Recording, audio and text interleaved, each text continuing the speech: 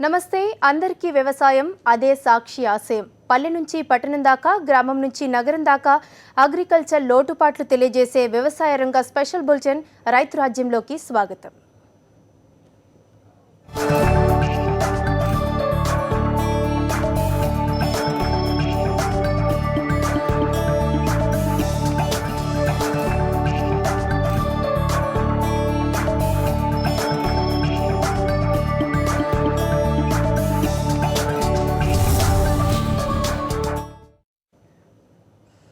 ఆంధ్రప్రదేశ్, తెలంగాణ రాష్ట్రాల్లో సుమారుగా 25 నుంచి 30 వేల ఎకరాల్లో సపోటా తోటలు విస్తరించి ఉన్నాయి. ప్రకాశం, నెల్లూరు, అనంతపురం, గుంటూరు, తూర్పుగోదావరి, పశ్చిమ గోదావరి జిల్లాలో ఈ పంట అధికంగా సాగవుతోంది. సపోటా పంటను ఆశించే తెగుళ్లు, చీడలు చాలా తక్కువ కాబట్టి ఈ తోటల సాగు పట్ల రైతులు ఆసక్తి చూపుతూ ఉంటారు. తక్కువ పెట్టుబడితో ఎక్కువ లాభాలు పొందే అవకాశం ఉంది. ఆ ఆలోచనతో సపోటా పంట సాగును చేపట్టారు రైతు వెంకట్రామరెడ్డి. ఇప్పుడు ఆయన తోట ఏ విధంగా ఉందో చూద్దాం.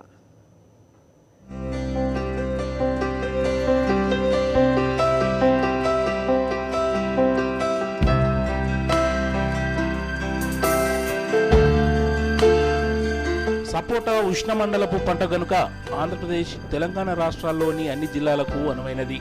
నీటి ఎద్దడిని కొంతమేరకు తట్టుకుంటుంది కాబట్టి వర్షాధార పంటగా అనువైనది. గాలిలో తేమ ఎక్కువగా ఉండే సముద్ర తీర ప్రాంతాల్లో దిగుబడి ఎక్కువగా ఉంటుంది. నీరు ఇంకే అన్ని రకాల నేలల్లోనూ సపోటా పంట పండుతుంది. తేలిక నేలల్లో త్వరగా ఎదిగి మంచి ఫలసాయాన్నిస్తుంది. ఇసుక భూములు, అధిక చౌడు ఉన్న నేలలు, ఉప్పు నేలలు కూడా నాటడానికి పనికి వస్తాయి. సపోటాను నాటిన తర్వాత 50-60 సంవత్సరాల వరకు పంటనిస్తోంది.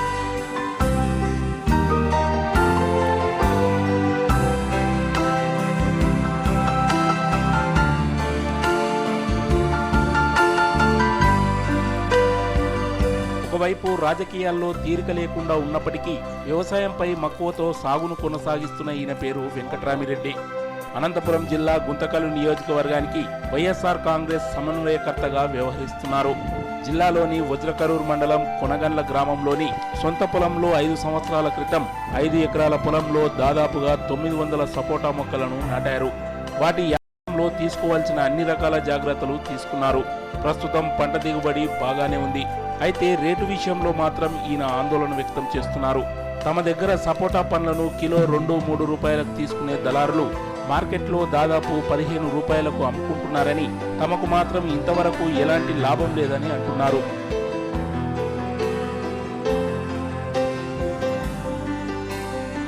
ఇప్పుడు పంట చేతికొచ్చింది, కాపు దశలో ఉంది.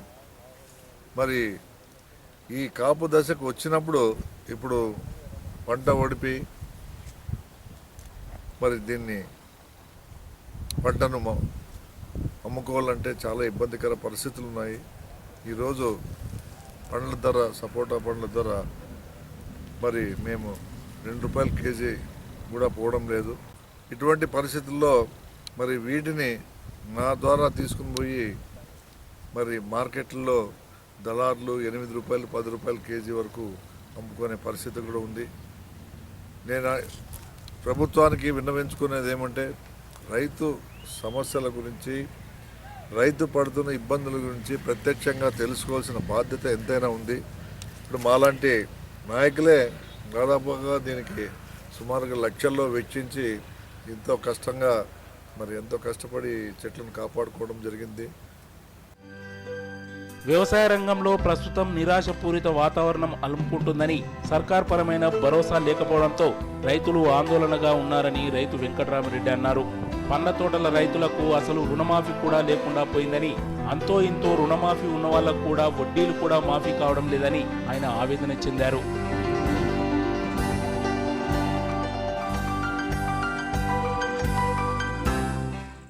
ముఖ్యమంత్రి గారు అన్ని పంట రుణాలు మాఫీ అని చెప్పిన వ్యక్తి ఎలక్షన్ ముందు మేనిఫెస్టోలో చెప్పాడు. కానీ తీరా ఎలక్షన్స్ గెలిచి ముఖ్యమంత్రి పదవి చేపట్టిన తర్వాత ఈ రోజుకి ఆయన ఇచ్చిన హామీలు నెరవేర్చకపోగా ఇప్పుడు కొన్ని అంచెలు పెట్టి మరి పండ్ల తోటలకు మరి ఇటువంటి వాటికి ఇప్పుడు మేము చెప్పలేదు, కేవలం కొన్ని వాటికి మాత్రమే ఈ యొక్క రుణమాఫీ వర్తిస్తుందని మరి దాన్ని పూర్తి స్థాయిలో రుణమాఫీ చేస్తా అని చెప్పి 1.5 లక్షకి రుణమాఫీ కుదించి దాన్ని కూడా విడతల ప్రకారం ఇస్తూ ఈరోజు ఆయన ఇచ్చే ఏదైతే ఉందో అది కూడా రైతులు తీసుకున్న రుణానికి అప్పుగా సరిపోతుంది తప్ప ఏ ఒక్క రూపాయి కూడా రైతుకు లబ్ధి చేకూర్చడం లేదు. సపోటా చెట్లు నీటి ఎద్దడిని ఎక్కువగా తట్టుకుంటాయి. మొక్కలు నాటిన 2 సంవత్సరాల వరకు వేసవిలో నీటి ఎద్దడి రాకుండా ప్రతి 15 రోజులకోసారి తడివ్వాలి. అనంతపురం జిల్లాలో కరువు పరిస్థితులు అధికం. ఆ పడే అరకొర వాన కూడా ఒక్కోసారి మొరాయిస్తుంటుంది. ఈ పరిస్థితుల్లో ట్యాంకర్ల ద్వారా కూడా పంటకు అవసరమైనప్పుడల్లా సాగునీటిని అందించారీన. ఇంత కష్టపడిన తర్వాత మొదటి కాపు వచ్చిందని లాభం కళ్ళ చూడవచ్చని అనుకుంటే ఇప్పట్లో ఆ కోరిక తీరేలా లేదని ఈయన అంటున్నారు.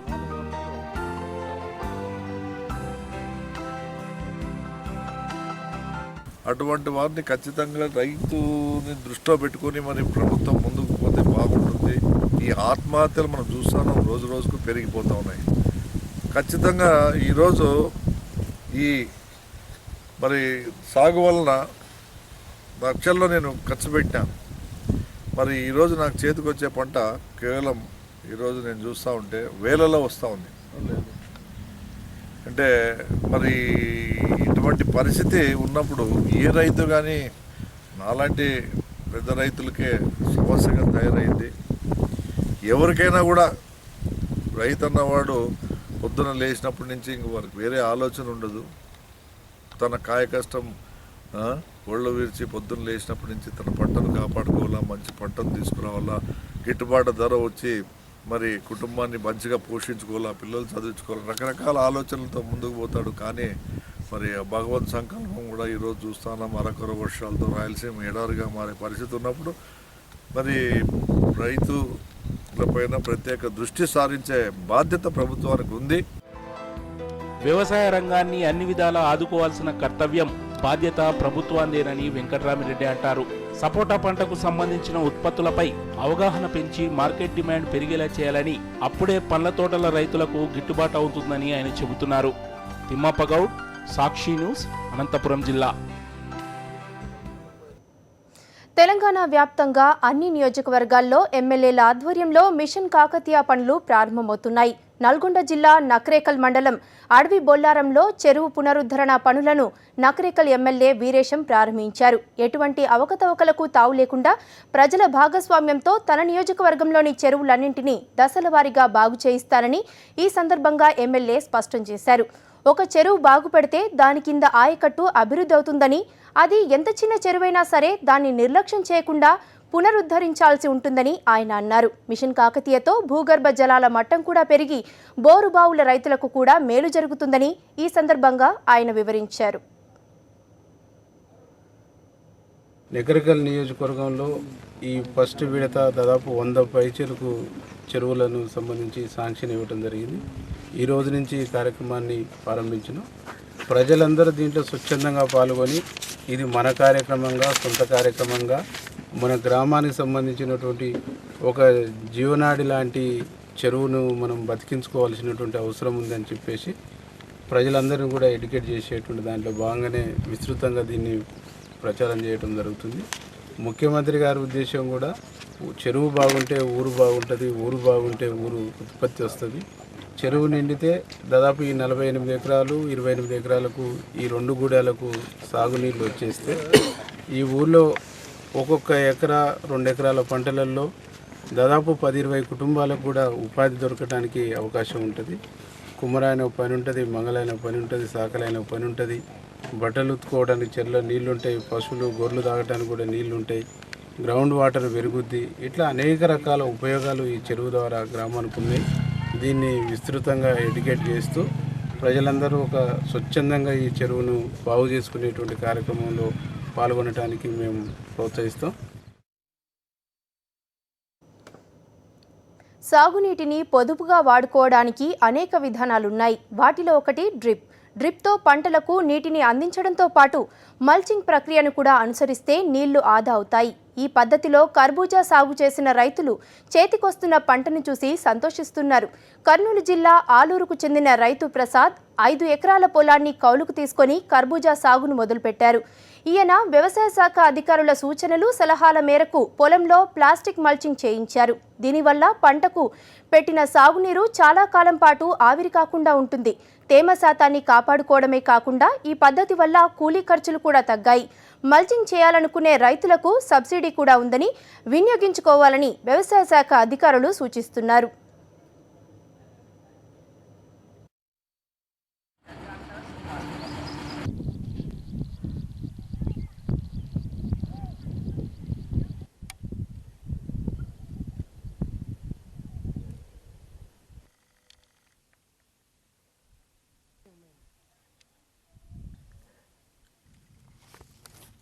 పెట్టిన అంతా మొత్తం డిప్రెషన్ సార్. ఇది డిప్పు నుంచి కొంచెం పంట మళ్ళీ బాగా వస్తుందా లేదని ఇది కొత్త పంట చేసినాం. ఏడు పెట్టుబడి మాత్రం భారీగా ఉంది. కౌలు గుత్త వేసినాము. దీని కౌలు వచ్చేసి ఎకరాకు వచ్చేసి మొత్తం పెట్టుబడితో సహా ₹1,00,000 పెట్టుబడి అయింది. కాకపోతే ఈ కరుబూచ ఈ ఏరియాలో మొత్తం ఎక్కడ పెట్టలేదు. ఈ సంవత్సరం మేము ఇక్కడ పెట్టినాము. ఇది మరి దిగుబడి వస్తుందో రాదో మాకే తెలియదు. ఈ పుచ్చకాయ కొన్ని ఉన్నాయి, అది భగవంతుని దయ, మనకేం తెలియదు. ఇంకా చేసినాం ఈ సంవత్సరము. దాంట్లో ముఖ్యంగా మనకు డ్రిప్ ద్వారా అయితే కన్నా వాటరు దాదాపు ఒక 30% వరకు తేమ మనకు సేవ్ అవుతుంది. అదేవిధంగా దీనికి ఇంకా ఈ పండ్ల తోటలకు ముఖ్యంగా కూరగాయలకు కానీ ముఖ్యంగా కూరగాయల్లో మిరప, టమోటా ఇటువంటి పంటలకు, అదేవిధంగా పండ్ల తోటలు అయితే అరటి, చీనై, దానిమ్మ, తర్వాత తీగజాతి పంటలు అయితే కానీ మనకు కర్బూజా, తర్వాత కలింగర ఇటువంటి పంటలకు డ్రిప్పు ఉన్నటువంటి రైతులు ప్లాస్టిక్ మల్చింగ్ ద్వారా చేసినటువంటి పంటను గాన ప్లాస్టిక్ మల్చింగ్ ద్వారా పండిస్తే గాన మనకు చాలా ఉపయోగాలు ఉన్నాయి ఈ ప్లాస్టిక్ మల్చింగ్లో. దీంట్లో ఈ మల్చింగ్లో కూడా 3 రకాలు ఉన్నాయి. దాన్ని ప్లాస్టిక్ మల్చింగు ఇది కొంచెం ఖర్చుతో కూడుకున్నటువంటిది. రెండవది మనకు లోకల్గా అవైలబిలిటీ ఉన్నటువంటి మెటీరియల్స్, ఈ వరిగడ్డి అయితేమి, తర్వాత చెత్తా చెదారంతో కూడా మల్చింగ్ చేసుకోవచ్చు రైతులు. ముఖ్యంగా ఈ ప్లాస్టిక్ మల్చింగు మన ఆంధ్రప్రదేశ్ ప్రభుత్వం వారు కూడా ప్రోత్సహిస్తుంది ఉద్యాన శాఖ ద్వారా. దీనికి ఎకరాకు దాదాపు ₹10,000 ఖర్చు అవుతుంది. 1 హెక్టార్కు దాదాపు ₹25,000 దాకా ఖర్చు అవుతుంది. దీంట్లో మనకు ప్రభుత్వం వారు 10,000 వరకు సబ్సిడీ ఇవ్వడం జరుగుతుంది. ప్రభుత్వం నిర్మించ తలపెట్టిన పట్టిసీమ ఎత్తిపోతల పథకంలో ప్రతి అంశం వివాదాస్పదంగానే ఉంటోంది. కొత్త జీవోలో 14 మీటర్ల మేర గోదావరిలో ప్రవాహం ఉన్నప్పుడే పట్టిసీమకు నీటిని అందిస్తామని ప్రభుత్వం చెబుతూ ఉన్నప్పటికీ గోదావరిలో 14 మీటర్ల ప్రవాహం ఎన్నాళ్ళు ఉంటుందో స్పష్టత లేని పరిస్థితి. ప్రభుత్వం దగ్గర కూడా దీనిపై స్పష్టమైన సమాచారం లేదు. ధవళేశ్వరం కాటన్ బ్యారేజీ వద్ద గోదావరి నీటి మట్టం స్థిరంగా ఉండడంతో పాటు 3 డెల్టాలకు నీటిని సరఫరా చేసిన తర్వాతనే అదనంగా సముద్రంలోకి పోయే నీటిని పట్టిసీమ ఎత్తిపోతలకు వినియోగించాల్సి ఉంది. ఈ పరిస్థితిపై ధవళేశ్వరం బ్యారేజ్ నుంచి మా ప్రతినిధి హరీష్ అందిస్తున్న రిపోర్ట్ చూద్దాం. రైతులు వద్దని లబోదిబమంటున్నా, ప్రతిపక్షం వద్దని వారిస్తున్నా సరే ప్రభుత్వం పట్టిసీమకు శంకుస్థాపన చేసింది. దీంతోపాటు తాజాగా మరో ఉత్తర్వు కూడా విడుదల చేసింది. దీని ప్రకారం గోదావరిలో నీరు 14 మీటర్లు ఉంటే తప్ప గోదావరిలో సరార్దర్ కాటన్ బ్యారేజ్ దగ్గర కూడా 14 మీటర్ల వాటర్ లెవెల్ మెయింటైన్ అయితేనే పట్టిసీమకు నీరు ఇవ్వాలని ఈ తాజా ఉత్తర్వుల సారాంశం. అయితే గోదావరిలో 14 మీటర్ల లెవెల్ వాటర్ లెవెల్ ఎప్పుడు ఉంటుంది? ప్రస్తుతం ఇప్పుడు మనం అర్దర్ కాటన్ బ్యారేజ్ దగ్గర ఏదైతే ఉందో 175 గేట్లతో ఉన్న ఈ ధవళేశ్వరం బ్యారేజ్ దగ్గర ఉన్నాం. ప్రస్తుతం మనం ఇక్కడ చూస్తున్నాము అవే క్రస్ట్ గేట్లు. దీనికున్న ఈ బ్యారేజ్కున్న క్రస్ట్ గేట్లు 175 ఉంటాయి. ప్రస్తుతం వాటర్ లెవెల్ చూడండి. ఈ సీజన్లో అంటే పూర్తిగా ఈ సమ్మర్ వస్తుంది కాబట్టి ఈ ప్రాంతంలో ఇప్పుడు వాటర్ లెవెల్ చాలా తక్కువగా ఉంటుంది. ప్రభుత్వం చెప్పిన దాని ప్రకారం ముఖ్యంగా ఆగస్టు, సెప్టెంబర్, అక్టోబర్ నెలల్లో అంటే ఏదైతే వర్షాకాలం ఉందో గోదావరిలో నీరు ఎక్కువగా వరదలు వచ్చే సీజన్ ఉందో ఆ సీజన్లో మాత్రమే గోదావరిలో నీటి మట్టం 14 మీటర్లు ఉంటేనే పట్టిసీమకి నీరు ఇవ్వాలని దాని సారాంశం. ప్రస్తుతం మనం చూస్తాము ఆ క్రస్ట్ గేట్లకు సమాంతరంగా ఏదైతే వస్తుందో అది మినిమం వాటర్ పాండ్ లెవెల్ 13.67 మీటర్ల వాటర్ లెవెల్ ప్రస్తుతం ఇక్కడ ఉంటుంది. ఇప్పుడున్నది కాదు, వర్షాకాలంలో వరదలు వచ్చే సమయంలో 13.67 మీటర్ల వాటర్ లెవెల్ను ఇక్కడ ఈ బ్యారేజ్ దగ్గర మెయింటైన్ చేయాల్సిన అవసరం ఉంది. దీంతోపాటు డెల్టా కూడా మొత్తం 3 డెల్టాకి, సెంట్రల్ డెల్టాకి, పశ్చిమ డెల్టాకి, తూర్పు డెల్టాకి కలిపి రోజు 8,000 నుంచి 15,000 క్యూసెక్ల నీటి వరకు సరఫరా చేస్తారు. అది ఖరీఫ్ సీజన్లో నీటిని సరఫరా చేస్తారు. ఒకవైపు డెల్టాకు నీరు ఇవ్వడంతో పాటు 13.67 మీటర్ల వాటర్ లెవెల్ మెయింటైన్ చేయడంతో పాటు దానికి మించిన నీరు ఎగువ ప్రాంతం నుంచి వస్తేనే ఆ నీటిని ఒడిసిపట్టి దాన్ని కిందకి విడుదల చేయడం జరుగుతుంది సముద్రంలోకి. అలా వృధాగా పోయే నీటిని మాత్రమే పట్టిసీమ ప్రాజెక్టుకి ఇవ్వాలి అనేది ఈ తాజా ఉత్తర్వుల సారాంశం. అయితే ఆ నీరు ఎప్పుడు వస్తుంది? గోదావరిలో ఎప్పుడు పైనుంచి ఎగువ ప్రాంతం నుంచి వచ్చే నీరు స్థిరంగా ఉండదు ఖచ్చితంగా. ఎందుకంటే ఎగువ ప్రాంతం నుంచి వచ్చే నీరు అక్కడ పడే వర్షాన్ని బట్టి వచ్చే వరదల మీద ఆధారపడి ఉంటుంది. ఈ లెక్కన 80 టీఎంసీల నీటిని ఎలా సరఫరా చేయగలరు అన్న విషయం మీద చాలా సందేహాలు నెలకొన్నాయి. ఏడాదిలో గోదావరిలో కేవలం 3 నెలలు మాత్రమే నీరుండే అవకాశం ఉంటుంది. అది వరదల సమయంలోనే. ఆగస్టు, సెప్టెంబర్, అక్టోబర్ మినహాయిస్తే గోదావరిలో నీరు ఏమాత్రం మనకు కనిపించే అవకాశం లేదు. ప్రస్తుతం ఇప్పుడు చూస్తున్న నీరు కూడా ఇది సీలేరు నుంచి విడుదల చేసిన నీరుని కాస్త రబీకి అందిస్తున్నారు తప్ప ఏటా గోదావరి నీటితో ఎట్టి పరిస్థితుల్లోనూ రబీకి నీరిచ్చే ప్రసక్తి లేదు. ఎందుకంటే శివారు ప్రాంతాల్లో ఉన్న గ్రామాల ఆయకట్టుకు సైతం ఇప్పటివరకు నీరిచ్చే అవకాశం కూడా కనబట్టలేదు. ఉభయ గోదావరి జిల్లాలకు కలిపి గోదావరి రబీలో 80 టీఎంసీ నీరు అవసరం అవుతుంది. అది కూడా అతి కష్టం మీద వచ్చే పరిస్థితి ఏర్పడింది. ఇప్పుడు మరోవైపు చూస్తున్నాం, గేట్లు మూసుంటే గోదావరి జిల్లా ఈ మొత్తం 8 నెలల్లో, అంటే సంవత్సరంలో 3-4 నెలలు మినహాయించి మిగిలిన నెలల్లో గోదావరి తీర ప్రాంతం ముఖ్యంగా బ్యారేజ్ కిందనున్న పరిస్థితి చూస్తే మనకు అర్థమవుతుంది. ఎక్కడ ఒక్క నీరు చుక్క కూడా లేని పరిస్థితి ఏర్పడింది. ఇప్పుడు పట్టిసీమ ప్రాజెక్టు ఏ రకమైన వైబిలిటీ లేని ఈ ప్రాజెక్టు నిర్మిస్తే, ఇది కానీ పూర్తయితే, ప్రభుత్వం దీన్ని పూర్తి చేస్తే డెల్టా కూడా ఇదే పరిస్థితిలో పూర్తిగా ఎండిపోయే పరిస్థితి ఏర్పడుతుంది. అందుకే ఇప్పటికే రైతులు కానీ ప్రతిపక్షాలు కానీ గగ్గోలు పెడుతుంది. 80 టీఎంసీల నీటిని, అదనంగా ఉన్నాయని చెప్తున్న 80 టీఎంసీల నీటిని అక్రమంగా తరలిస్తే మాత్రం లిఫ్ట్ ఏర్పాటు చేసి అక్కడి నుంచి కృష్ణాలోకి, అక్కడే రాయలసీమ తరలిస్తామని చెప్తున్న ప్రభుత్వం ఆ ప్రాజెక్టును పూర్తి చేసి అక్కడే నీటిని తరలిస్తే ఉభయ గోదావరి జిల్లాల డెల్టా ఈ విధంగా పూర్తిగా ఎండిపోయే పరిస్థితి, ఎండిపోయే ప్రమాదం ఉంది. ధవళేశ్వరం బ్యారేజ్ నుంచి వేడి జలసమూలత Harish for Sakshi news.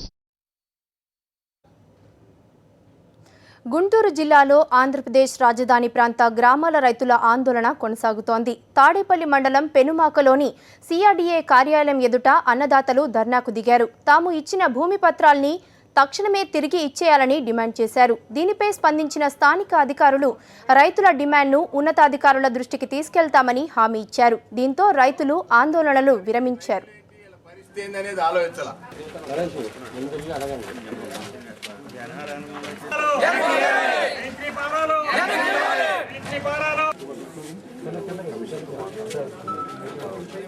Direct అన్ని పేపర్లో, అన్ని టీవీలో కూడా వచ్చింది కోర్టు ఆర్డర్ చేసుకున్నాడు. కానీ ఈ రైతులు ఏంటి, వీళ్ళ పరిస్థితి ఏంది అనేది ఆలోచించాల. ఇప్పుడు ఎవడో చేశాడు అనేది కూడా కొన్ని మాకు తెలుస్తున్నాయి.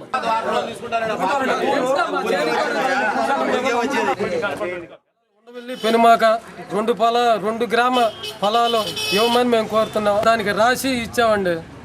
అది సిఆర్డీ కమిషనర్ గారు, ఆ సిఆర్డీ వాళ్ళు కూడా మమ్మల్ని భయభ్రాంతులు చేశారు. 28 దాటితే మేము తీసుకోము, తర్వాత మేము భూ సమీకరణ మీ ఇష్టం అని అన్నారు. 30-31 కూడా తీసుకున్నారు. 1వ తారీఖు 2వ తారీఖు కూడా తీసుకున్నారు ఈ పెనుమాకలోని. మా పొలాలు మాకు కావాలి, మాకు ఇవ్వాలి అని అడగడానికి వచ్చారు ఈరోజు. అధికారులు చెప్పిన సమాధానం ఏంటంటే, మేము కమిషనర్ గారికి తెలియపరుస్తాం, మీరు రిప్రజెంటేషన్ ఇవ్వండి మాకు, మేము కమిషనర్ గారి దగ్గర తెలియపరుస్తాం, కమిషనర్ గారు నిర్ణయం తీసుకోవాలి, మేము తీసుకునే నిర్ణయం లేదని ఈ గ్రామ అధికారులు అన్నారు. ల్యాండ్ పూలింగ్పై హైకోర్టు ఇచ్చిన తీర్పును రాజధాని ప్రాంత అభివృద్ధి సంస్థ అధికారులు గౌరవించడం లేదు. నవ్యాంధ్ర రాజధాని కోసం బలవంతంగా భూములిచ్చిన రైతులు తిరిగి కావాలని అడిగితే భూములు ఇచ్చేయాలని ఇటీవల ఉన్నత న్యాయస్థానం తీర్పునిచ్చింది. అయితే సిఆర్డీఏ అధికారులు మాత్రం రైతుల అంగీకార పత్రాలను తిరిగి ఇచ్చేందుకు నిరాకరిస్తున్నారు. సిఆర్డీఏ తీరును నిరసిస్తూ గుంటూరు జిల్లా పొన్నూరులో ప్రజా సంఘాల నాయకులు ధర్నా చేశారు. తుళ్లూరు, తాడేపల్లి, మంగళగిరి మండలాల్లో బలవంతంగా లాక్కున్న భూములను తిరిగి రైతులకు ఇవ్వాలని డిమాండ్ చేశారు. రైతులకు అంగీకార పత్రాలను తిరిగి ఇచ్చే వరకు ఉద్యమం చేస్తామని చెప్పారు.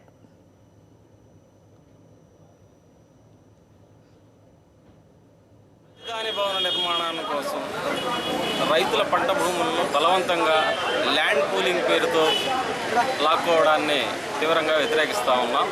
ఇది ప్రజా సంక్షేమానికి పూర్తిగా వ్యతిరేకమైనటువంటి చట్టాలు.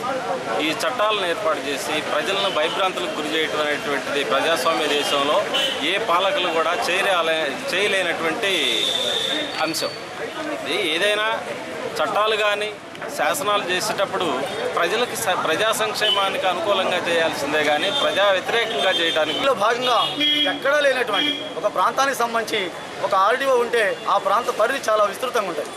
అట్లాంటిది ఇవాళ 26 మంది ఆర్డీఓలను పెట్టి అక్కడ ప్రజా వ్యతిరేకి ఎవరైతే ఉన్నారో కమిషనర్ శ్రీకాంత్ని తీసుకొచ్చి ఆ ప్రాంతంలో బలవంతంగా రైతుల నుంచి భూములు తీసుకుంటా ఉన్నారు.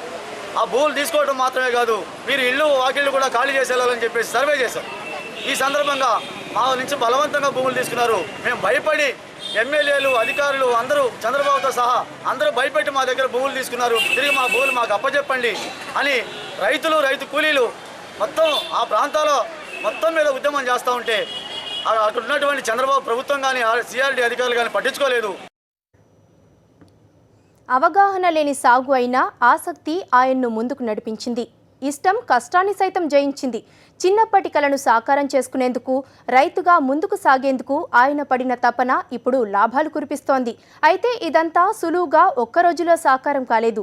అధ్యయనం, శిక్షణ, నిరంతర పర్యవేక్షణే ఆయన్ను విజయాల తీరంలో నడిపించింది. పుట్టగొడుగులు ఇష్టంగా తినాలన్న చిన్నప్పటి కోరికే ఇప్పుడు ప్రతిరోజు తిండి పెట్టే ఉపాధిగా నిలిచింది. తనకు ఇష్టమైన పుట్టగొడుగుల తయారీని ఉపాధిగా మలుచుకొని కలల పంట పండించుకుంటున్న బంగారు నాయుడు సక్సెస్ స్టోరీ ఇప్పుడు చూద్దాం.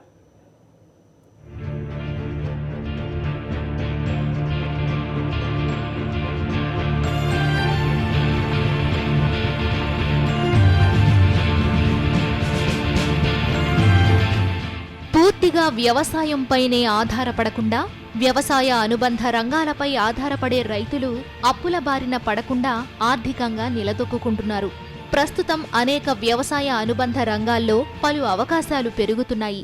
వాటికి సంబంధించిన శిక్షణ, సబ్సిడీలు, సూచనలు, సలహాలు కూడా అన్ని ప్రాంతాల్లో అందుబాటులోకి వస్తున్నాయి.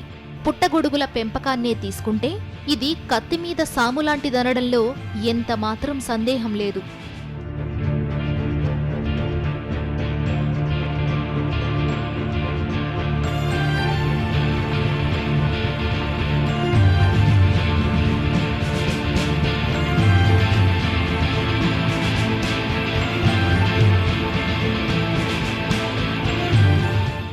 నిరంతరం పర్యవేక్షణ, నీటి లభ్యతతో పాటు పుట్టగొడుగుల పంట వ్యాధి బారిన పడకుండా అప్రమత్తంగా ఉండాల్సిన అవసరం ఉంది.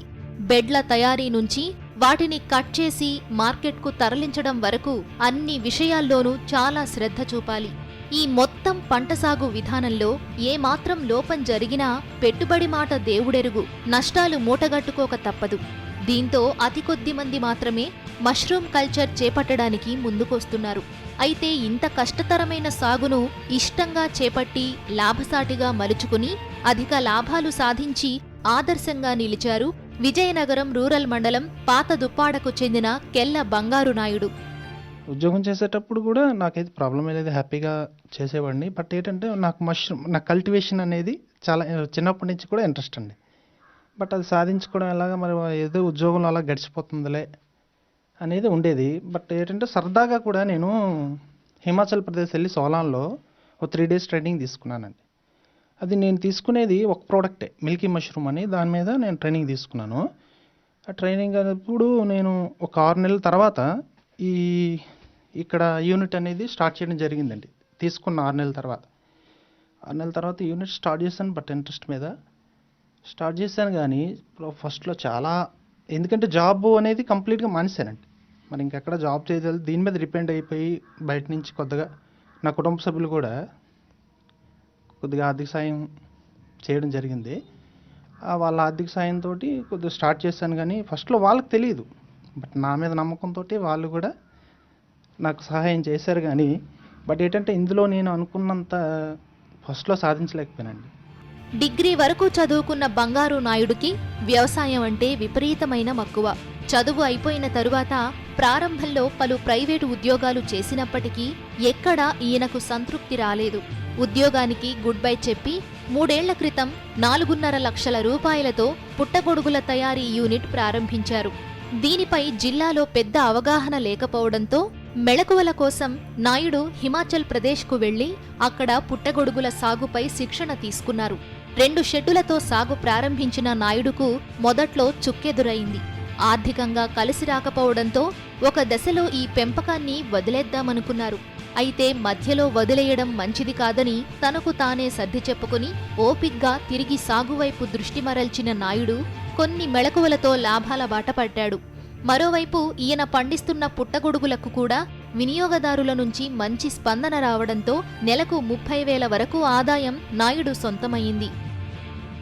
దానిలో మరి ఎందుకు నేను లాస్ అయిపోతున్నాను అనేది కొద్దిగా చూస్ చేసుకొని అందులోని ఇప్పుడు ఏంటంటే ఇందులో ఏంటి లాజిక్ అనేది తెలుసుకున్నానండి.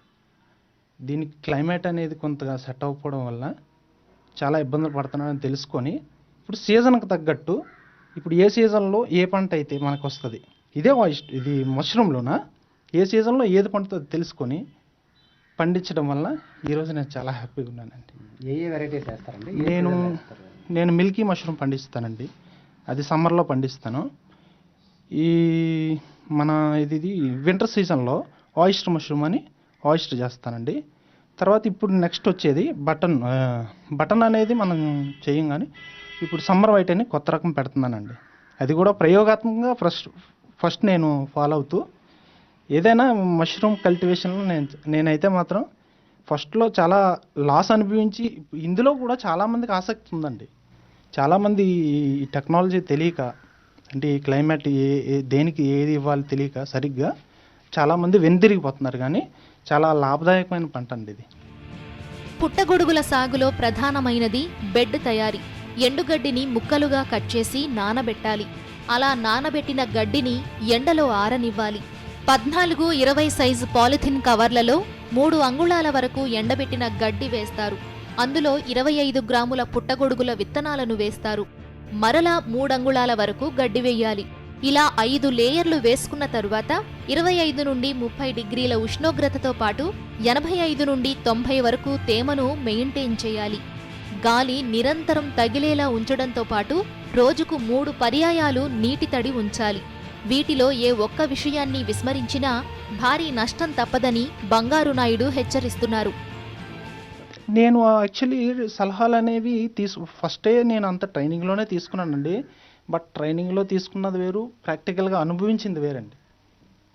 ప్రాక్టికల్గా అనుభవించి ఇందులో ట్రైకోడర్మా అని ఒకటి కంప్లైంట్ అండి. నాకు తెలిసి వాళ్ళు ఏదో చెప్తారు కానీ అదంతా కాదు. ఇందులో ట్రైకోడర్మా అని ఒక ట్రీట్మెంట్, దానికి చిన్న కెమికల్ ట్రీట్మెంట్ డైరెక్ట్గా ఇది ఎందుకంటే తినే ప్రోడక్ట్ అండి, దీని మీద అసలు పడకూడదు. అందుకే నేను శాండ్ వాడతానండి. శాండ్ మీద మనం అది స్ప్రే చేయడం వల్ల దీనిలో ఏ బ్యాక్టీరియా ఉన్నా చనిపోతుంది. నేను సగటున రోజుకి ఇప్పుడు ఫస్ట్ అనేది నాకు ఒక 30-40 కేజీల వరకు వచ్చేదండి. ఇది 30-40 కేజీల వరకు ఇప్పుడు 10 కేజీలు అవుతుందండి. ఎందుకంటే క్లైమేట్ మారిపోతుంది. క్లైమేట్ మారిపోవడం, ఈ ప్రోడక్ట్ తగ్గిపోవడం వల్ల దీన్ని ఆపేసి కొత్త రకం ప్రారంభించడం. నాకు ఏదైనా టార్గెట్, నాకు నెలకు ఒక 50,000 సంపాదించాలని ఆసక్తి అండి. అది నేను దగ్గర రీచ్ అయిపోతాను నమ్మకం, కాన్ఫిడెన్స్ కూడా నాకు ఉంది. వాస్తవానికి చాలా మంది పుట్టగొడుగుల తయారీని కేవలం ఒక సీజన్లో మాత్రమే చేపడుతుంటారు. బంగారు నాయుడు మాత్రం 4 రకాల విత్తనాలను ఎంచుకుని ఏడాది పొడవునా ఉత్పత్తి చేయడంతో మార్కెట్ను ఏడాది పొడవునా అందిపుచ్చుకోగలుగుతున్నారు. ఒకవైపు రైతు బజార్లలో స్టాల్ ఏర్పాటు చేసుకోవడం, మరోవైపు పెళ్లిళ్లు, ఫంక్షన్లకు కూడా రోజుకు 10 కిలోల వరకు ఉత్పత్తి చేస్తున్న బంగారు నాయుడు త్వరలోనే దీన్ని మరింత విస్తరింపచేసి మరింత మందికి ఉపాధి కల్పించాలన్నదే తన లక్ష్యమని ఆత్మవిశ్వాసంతో చెబుతున్నారు. ఈయన పట్టుదల, కృషి మరింత మంది రైతులకు ఆదర్శం కావాలని ఆశిద్దాం. సాక్షి న్యూస్, విజయనగరం జిల్లా.